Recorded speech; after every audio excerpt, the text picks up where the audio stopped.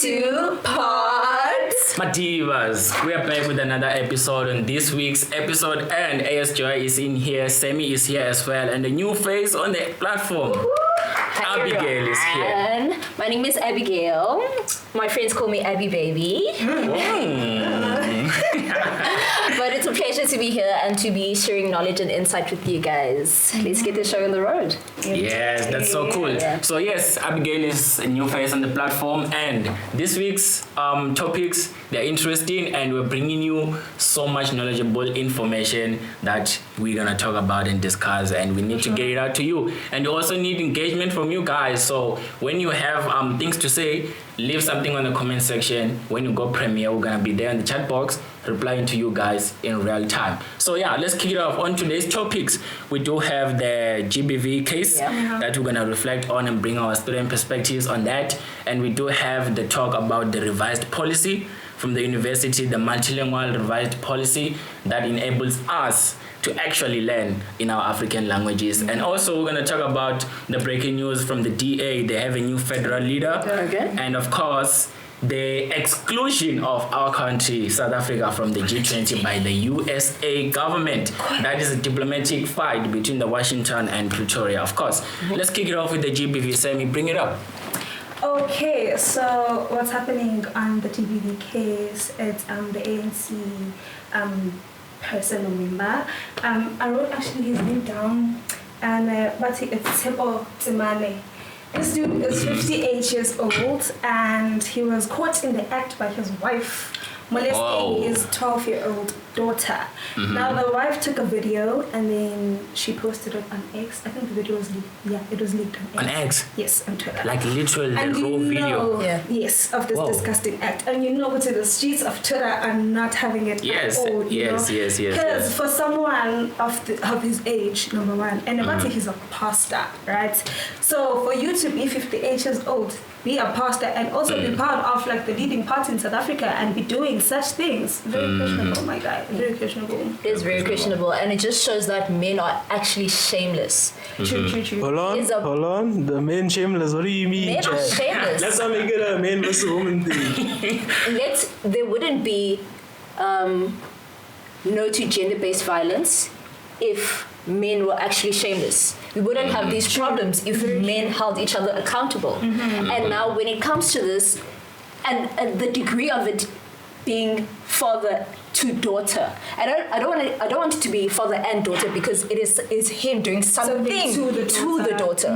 This is a minor. Yeah. This is somebody who trusts him. Yes, of course. So she was violated emotionally before she was violated physically. And sexually. And sexually, yes. So it's really heartbreaking that after so many fights, after so many urges and cries from us, there's still nothing being done, no movement. Also, him being the figure that he is in his community, in his spiritual life, and politically, socially, it's very alarming that you can be somebody of high standing and still be able to do this. Do you get me? So the reason why people are able to stand up high and still do what they do is because they're not being held accountable. The justice system is just not doing enough to make sure that this is not repeated. Very true. I get you, Chad.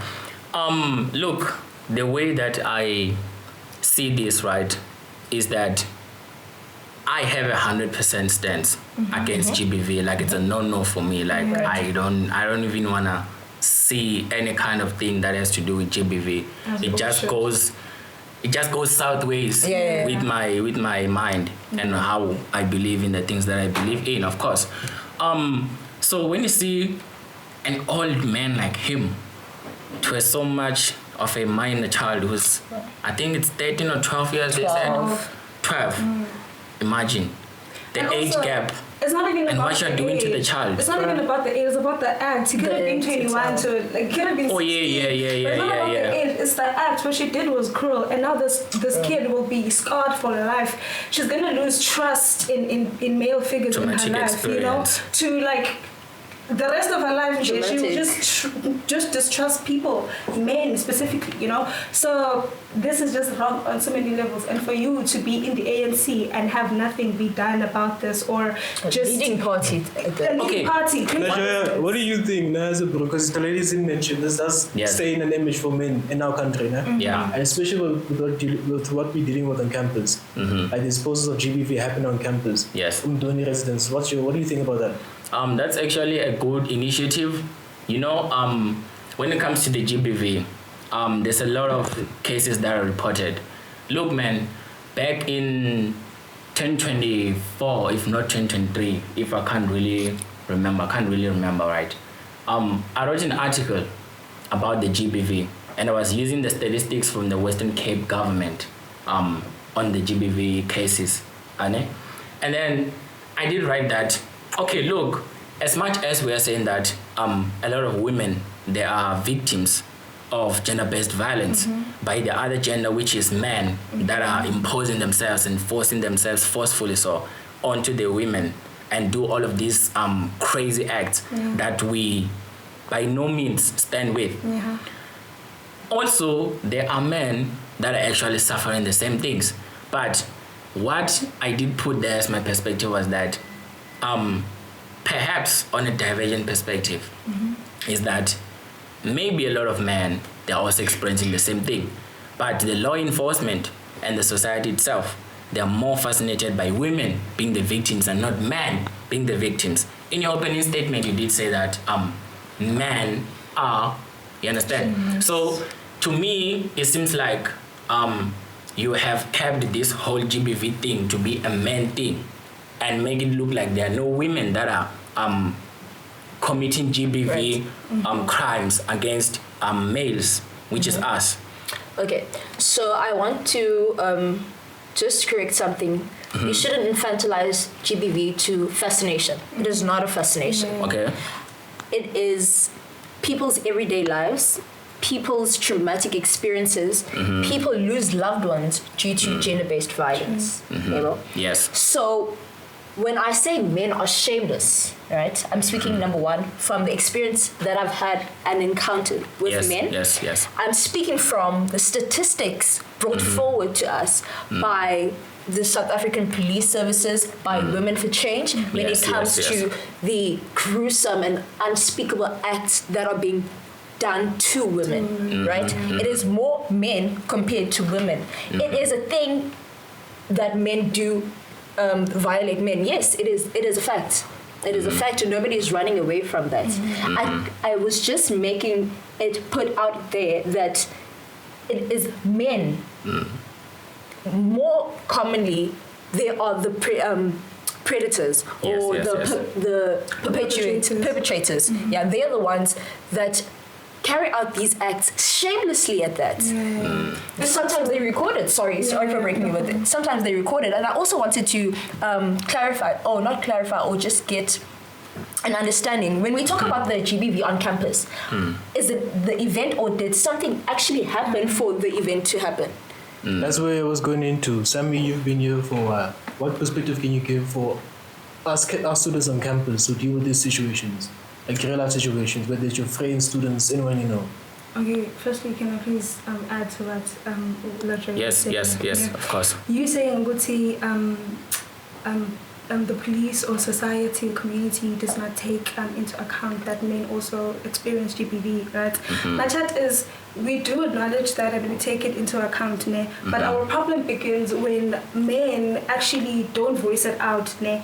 And then when women are actually voicing it out and they're in the spotlight about it, now you want to come up and talk about it. Remember what happened with the purple movement? We started the green movement just because I remember. Women were like mentioning Guti, we are being abused, and the whole movement happened. And then they started the green movement on TikTok. And I was like, my chat, what was that for? Because if you really wanted to voice the situation out, you would have done it without trying to take the spotlight away from this issue that we're dealing with as a country. Do you understand? Yes. And also here on campus, like with the GBV matter, I think before I got here, there was a case of a girl that was murdered by her boyfriend, Emakapa, right? Yes. I don't know if you guys remember that. Yes, I was here, I remember, okay, cool. Yes. So with that, I just want to say, Bantase, if you are in any GB relationship that's GBV and whatnot, just choose your peace. I know it's not easy, and sometimes when we tell people, but no, get out of an abusive relationship, people are like, you don't understand, it's not easy. But is it worth your life, though? Just because you say you love the person. One thing we should also be careful of now, let's not vilify the entire male gender. What we should be doing is raising awareness at this. Yes. We hear it. Women are being abused, children are getting abused, but men are being abused too. It shouldn't be a thing of it's you versus me. This is an issue that both genders are dealing with. We should be voicing that and spreading awareness on that. Understand? And that's what we're doing with the GBV campaigns on campus. Right? That's why I wanted you to provide insight, because you see how Abby is a first year.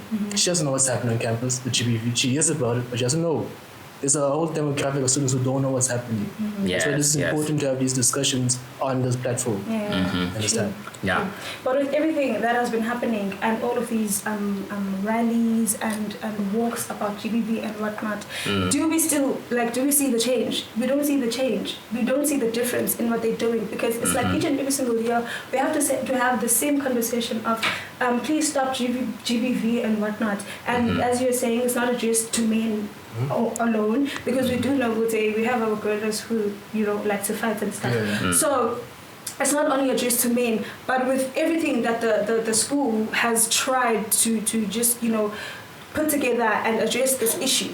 Actually, people are refusing to change. So my chat is, how long are we going to have this conversation for? Because I can't now where you will go and they're not addressing this matter. Each and every single way you go, they're talking about GBV. For how long, my people? Okay. What the solutions do you guys would have in mind? Obviously we don't expect these things to be implemented tomorrow and for tomorrow. Yes. But obviously there's ways in which we could address these things. Because like you said, there's been too much talking, there's not action. Yes. What ways do you guys think we could actually face the situation like that? What's your take, Abigail? The powers that have the people that have the powers to potentially put this to an end, or at least minimize or let the percentage decrease, are not doing anything. In fact, we are being led by rapists and abusers that have never been caught. So that is one of the reasons why they move slowly, because number one, it is not something that is being done to them, but something they themselves have done in private. So, or something that their friend knows about. They don't want to be called out like, you're busy implementing laws and rules here, but what about that time? So you're friends with people that you can't. People are friends with perpetrators and abusers that they don't want to hold accountable, because they value the friendship or whatever relationship they have more than a life of a woman. So ultimately there is I feel like this is a very important moment to stop and pivot, because you see how you mentioned it goes to the higher ups. We are having the IC around campus for voter registration. Right? Do you not think the youth of us, we keep saying, okay, we keep talking, but no action is being taken? We the youth, we don't really care about politics like that, or we are misinformed.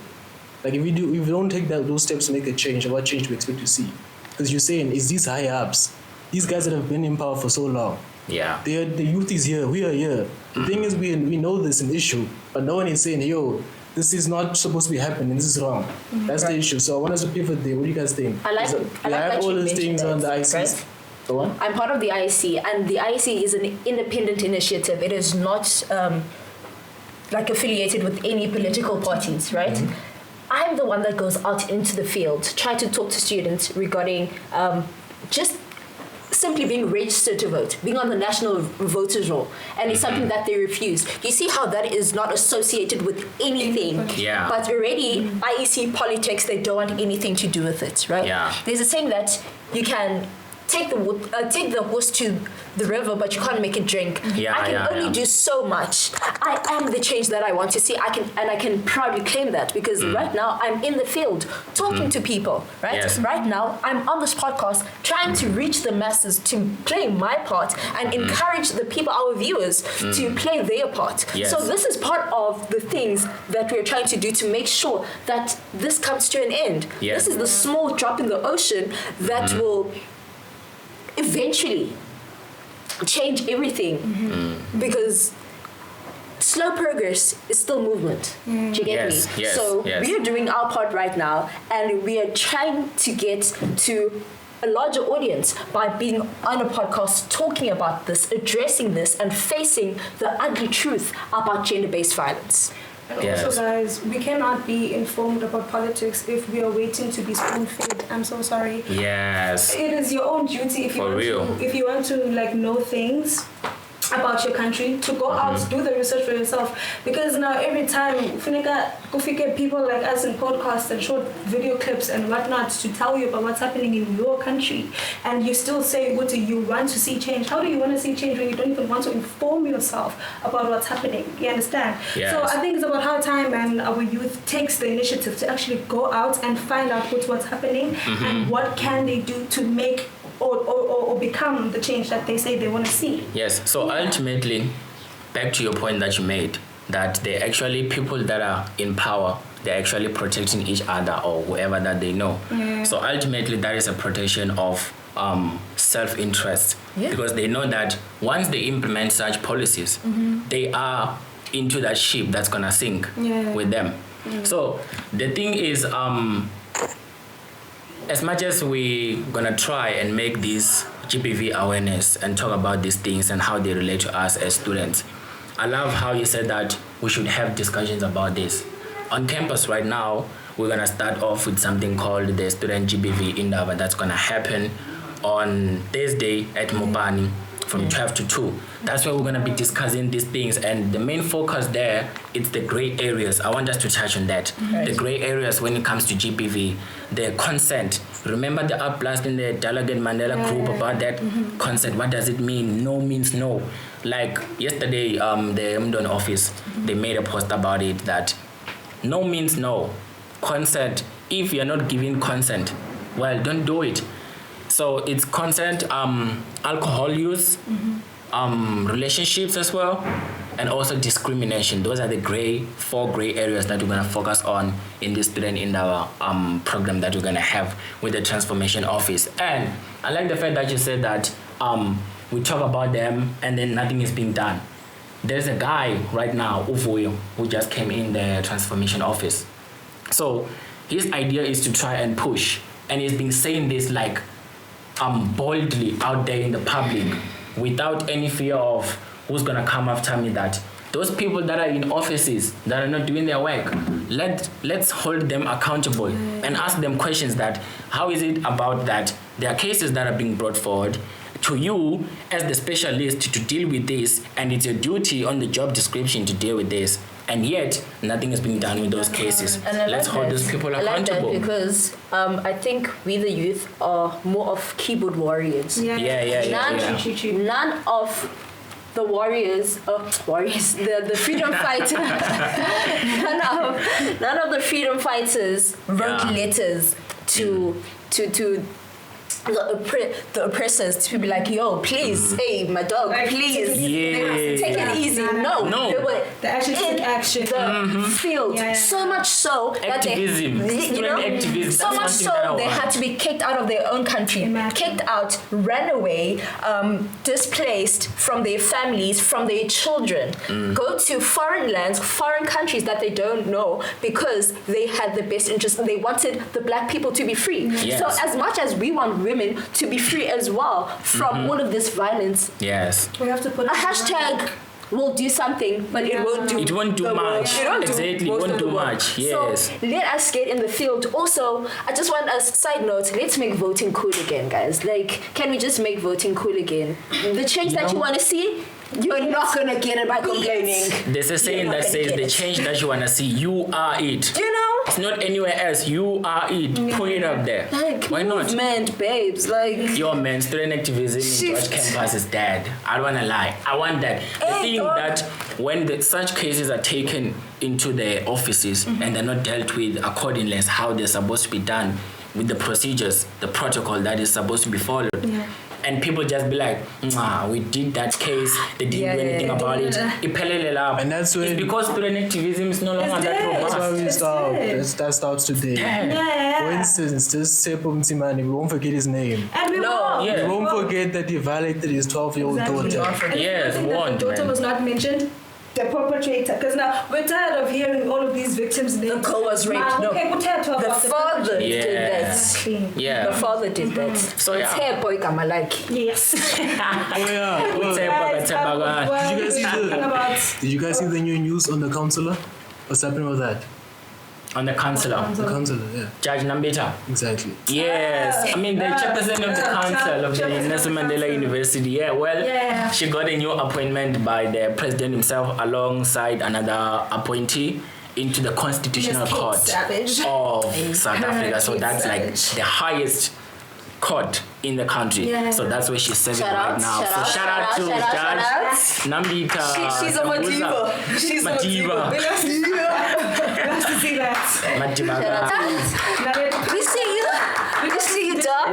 We see you. There's so much that is expected from Dr. Pendor. Yes. Since now that she's the chancellor of the Nelson Mandela University, and she did endorse this appointment of Judge Nambita by the president into the constitutional. Into the Constitutional Court. Yes. She did, and also alongside the vice chancellor as well. So, but what does that say about us? We discussed this, that when it comes to best universities, Nelson Mandela is not in the list. When it comes to innovation, research, and engagement that is impactful on the long term, Nelson Mandela University is not there. When it comes to this, Nelson Mandela is not there. What does this mean for us, that the chairperson of our council now is serving in the Constitutional Court of the country? What does it mean for us as an institution? It's a very big deal for the constitution, I'm not gonna lie. Yeah. It's a very, very big deal. And she even said, she wants to take, her appointment and put it into, incorporate it with her leadership. Yes. So that she makes sure, each and every single thing that is done here in this institution, with the governance, it abides with, or it aligns, rather, with her beliefs and values, you understand? So it kind of puts us, in a good position, if I'm going to say, because now, it's a start of many. It's a start of many. That is true. Because if she's going to integrate her leadership style, well, from the perspective of the Nelson Mandela Institution, I know that they speak highly of her unquestionable integrity, social justice, environmental stewardship, and she is so good when it comes to this thing. I forgot. But she definitely is gonna integrate that into the leadership of the Constitutional Court. Speaking about changes on campus, there's this new language integration thing. What's happening with that? Okay, let me tell you. The way. Okay, there's a new policy of teaching in multiple languages, which is a great initiative. I am all for it, right? Because now this contributes to social development, your cognitive behavior and whatnot, and then the business aspect as well. Because now we don't have to do business, trade, or whatever in English. Like I mentioned, I spoke before we started rolling. English, right, as a medium, okay, cool, everybody has accepted it, but let's not forget it is because of colonization that now it is a medium of communication for a standard right? Why can't we learn different languages? That that gives you insight into the cultural identity of the person that you're trying to work with. You get to understand the way that they do things. You get to know what to say to that person in order to develop a great relationship. Abby, right? Abby, can I stop you there? If we move on from we're going to be taught in our home languages, right? Remember, these are our home languages. These are African languages. Terms in the English language that do not exist in our native tongues. Understand? So does that really prepare you for the business world outside? Can I answer you on that? So what she's trying to say is, the more this policy is going to be integrated and established across other different higher institutions in South Africa, the universities, the colleges, the more it's going to be integrated and they're going to implement it and execute it and put it into practice, then there should be a straightforward hand that forces the government of the country to implement the same kind of revised policies for there's something like the Basics of Employment Act, and the Labor Relations Act. Those are the policies that should be revised and allow workers as well to learn and communicate in their business relations in their home languages. Because if it's gonna start now in the institution, and I know how to check instruction in Xhosa, I know how to respond to an innovative strategy in my way of engaging, and I can engage in Xhosa, then there should be also that option in the workplace as well.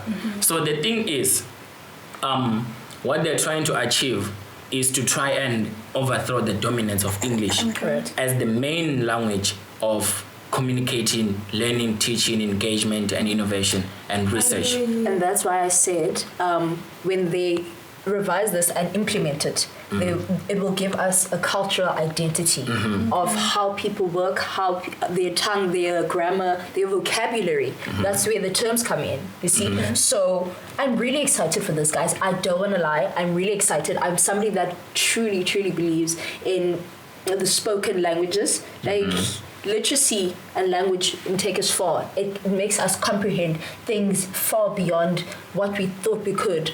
Because language is very beautiful, guys. So what do you think? I hear what you guys are saying. Yeah. Also, I get T's point, by the way. Because like my chat is, okay, with these languages also being integrated in this. And now you get to be taught some modules or all of your modules in your African language that you have chosen, right? But you're being taught in it. Are you going to be questioned in it? That's my chat. And him saying, yeah, technically you have to. Technically you have to. Okay, cool. Now, he said, Mosuguti, how do you take that and put it out in the corporate world? Now, like, Unzagelo, these policies you're talking about that businesses, or rather the corporate world, should take into account, it's not been done yet, right? Yes. This is still like an experiment for the institution because it's just us, right? So now, this happens in the course of 3 years, and the other institutions and the business world has not taken it into account, right? I graduate, I've been questioned by my African language, I've been tested in my African language. I graduate, I go out into the business world. My boss is not gonna give me financial statements and be like, please do this, and they're written in Xhosa. So how do I navigate through that? But this is Monday. Sorry for cutting. This is Nelson Mandela University, and I believe that they will equip you with the corporate world. Okay. At the same time, still teaching you in the language of your choice, right? So I'm sure that it being announced, there have been multiple researches being conducted to make sure that this is fit enough to give to our students. This is fit enough to present to the public, right? So with that being said, I really, really, really do believe that the institution will implement this, but also equip us with how to navigate the skill and everything that we've been taught at school into the corporate world or into media, wherever. That's why I say that this needs to be okay, the way I see it, right? The end goal of this whole thing, it has to work for us as a country in the long run. It's not something that's going to happen tomorrow or next year. It's something that's going to happen somewhere along the line, down the road. So it's not only us so far who have implemented this. Remember, it was co-hosting with Rhodes University. Yes, so I hope that Rhodes University, us and other institutions, unfortunately we don't know for sure if there are other institutions who have adopted the multilingual policy, but they should, man. Hopefully. They should be. So when we did that, I mean, once we can achieve that through the institutions, then the institutions, they have a role and they have a duty to the society. Okay. So they must enforce and try to stretch the hand of the government to implement the same revised policies into the Labor Relations Act, into the basic employment conditions, act, whatever act that has to do with the workplace, they have to revise them so that your boss can still do interview in the language. Most of us fail interviews because, wow, man, I have to speak in English about my background. Imagine, for example, Ndisoka Yeah. Finally, the explainer in English. My background, this is how I grew up, this is how I became innovative, this is how I became creative. So it makes it simple to be questioned and given an option to do that in your own language as well. Yeah. No matter if it's gonna take time, man. We just hope we'll see they know what they're doing and everything just goes. You know. I'm happy about the learning and teaching department. You know, guys, I think this is an important point to pivot on. You guys mentioned, are you gonna conduct yourself in interviews versus your mother tongue in English? No. Do we really expect that to happen? Have you guys seen the current job market, unemployment rates? That's my chat. Strikes happening on Twitter. That's my chat. Actually, there are companies that give that option. Okay. They are. No, my chat is not the company that gives options. It's like, is that really going to change anything if the job market is so bad already? Because there's already, we've seen on Twitter the strikes that have been happening. To unemployment rates and. Because I feel like first years for university, they want to know what's happening. They don't know what's happening. Real world experiences. These are things they should be informed on. Can I just keep it 100, right? The same people that are about to venture out and go into the corporate world and go get a job, right, are the same people that don't want to vote. You're speaking about unemployment rate. Okay, it's something that is prevalent in South Africa. Let us change that, please. Let us change that. Let us vote. What's gonna happen if your vote is the right to voting is taken away? You never used it, right? Now it's taken away. That's only now you're gonna wake up and be like, oh, I want to do something about it. You can't. You were given the opportunity. Now you can't. I just don't care. They don't. Some don't care. I think it wouldn't make a difference if you took away my vote. Like, I haven't been voting. I'm making an example. People will be like, I haven't been voting for like 5 years. So even if you took away my vote, it don't count. Like, it don't matter. I think people don't understand the fact that we are a democratic country.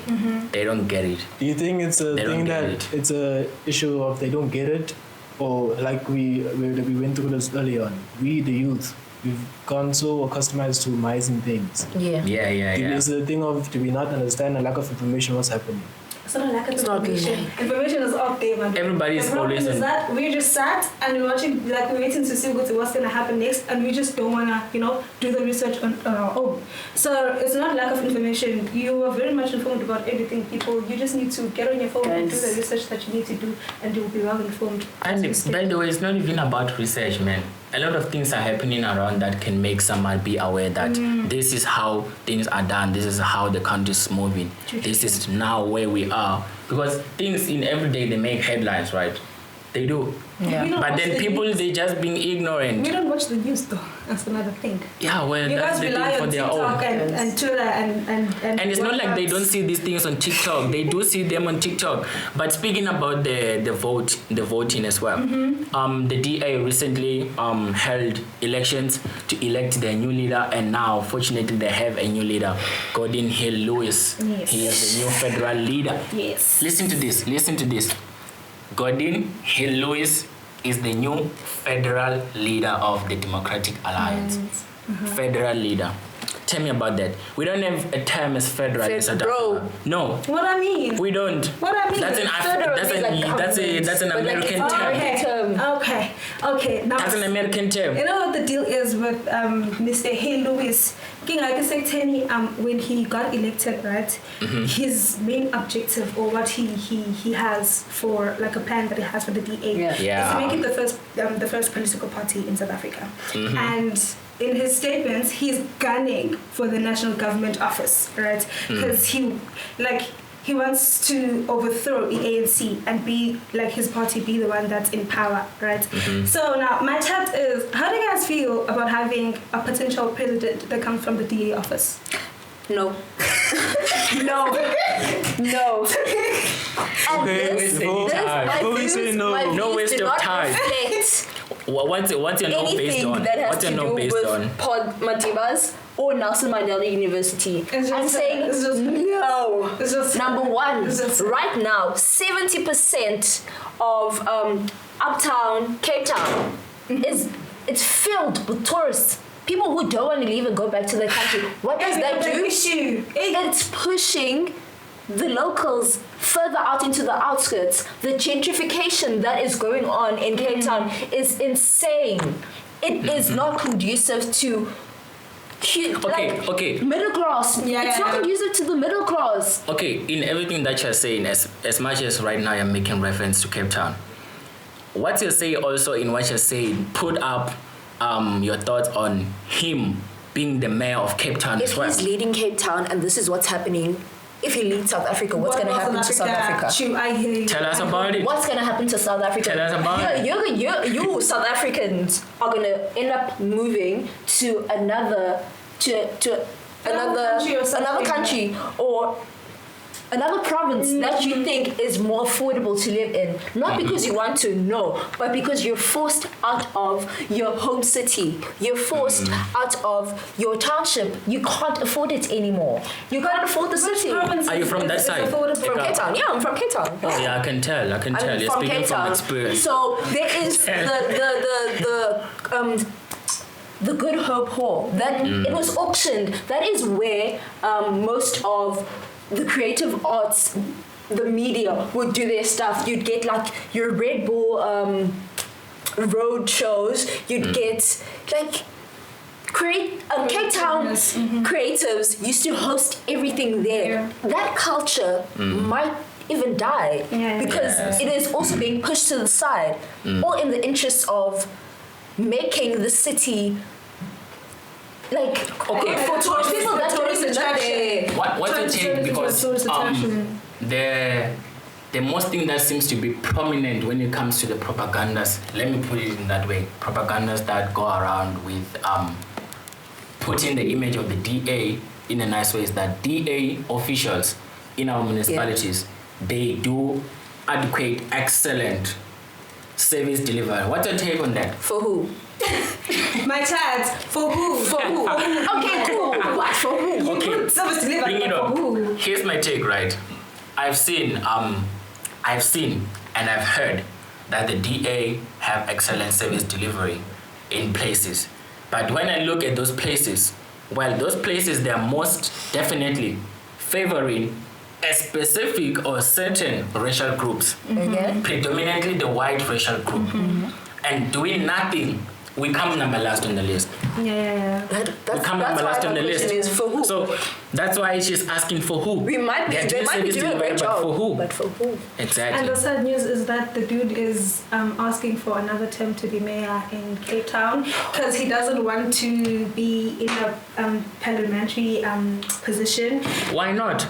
Apparently, he does not want to report to President Cyril Ramaphosa on a daily basis because they had, I think, an argument. He's feeling himself. They had an argument like 5 months ago in a question and answer session in the parliament, right? And like the president was like, your service delivery to the city of Cape Town is not adequate, blah blah blah blah. And then the dude, Mr. Hale Lewis, he responded and said,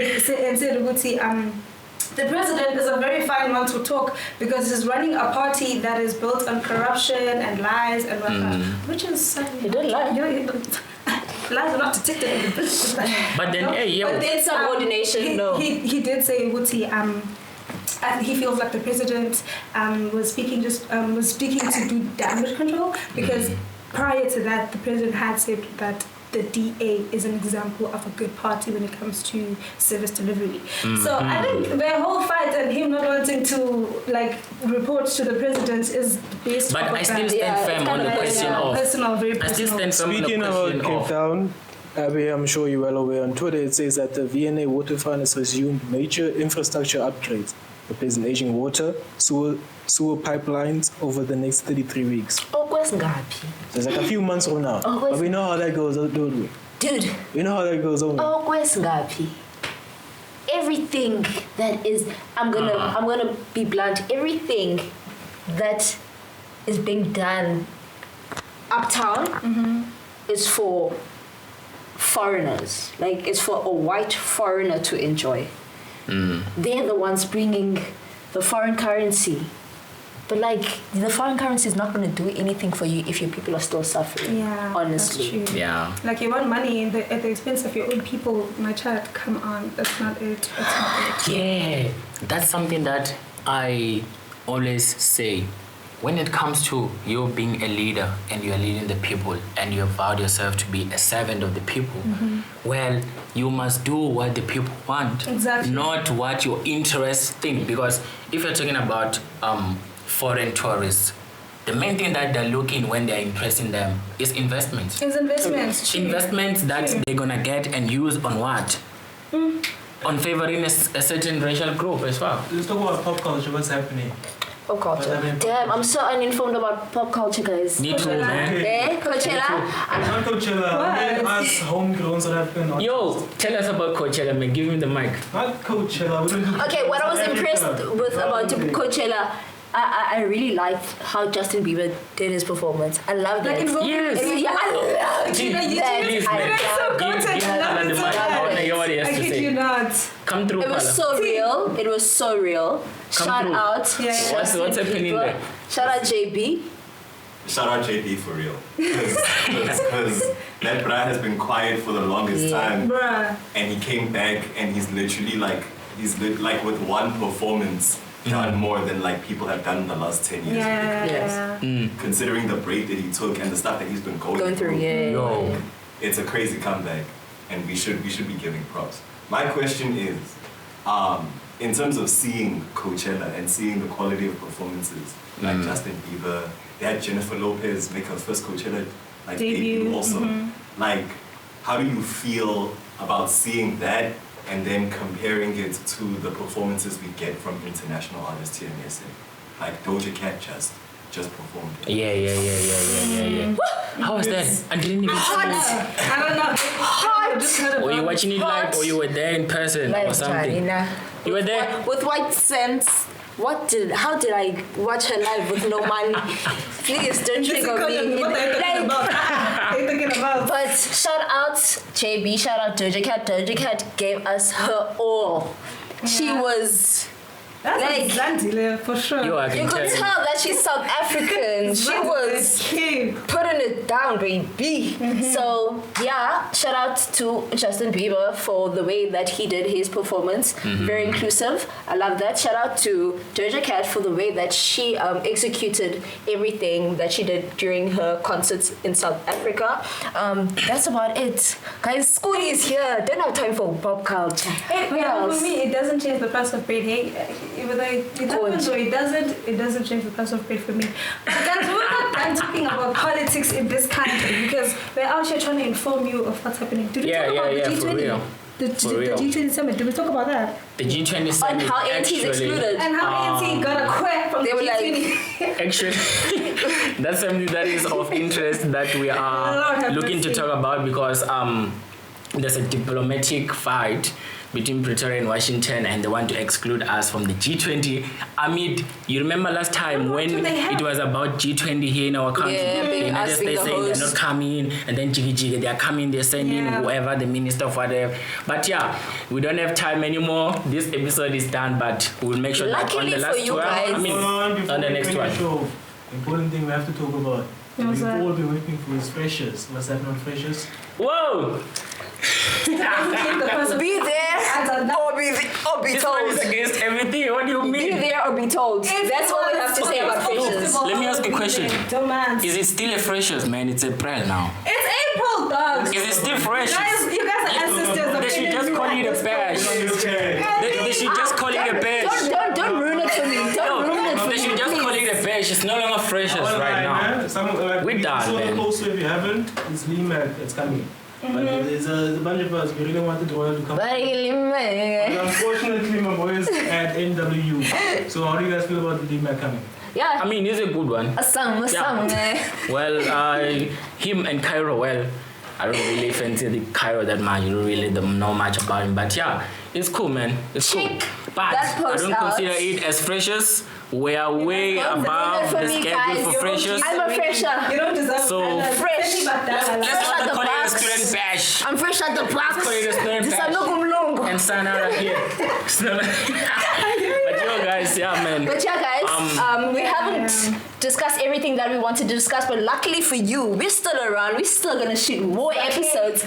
Only for you and for your insight and to empower you, my people, just like Madibaz did. But thank you so much for tuning in. We really, really, really do appreciate the support. Don't forget to like, comment, share, and subscribe, baby. Thank you for giving us your time, your ear, and your resources, guys. It has only been a pleasure speaking to you guys and engaging with you guys. Until next time. Cool. AS Joyah, Sammie, Abigail, we're signing out. We love you so much. Happy baby. Man, this shit never called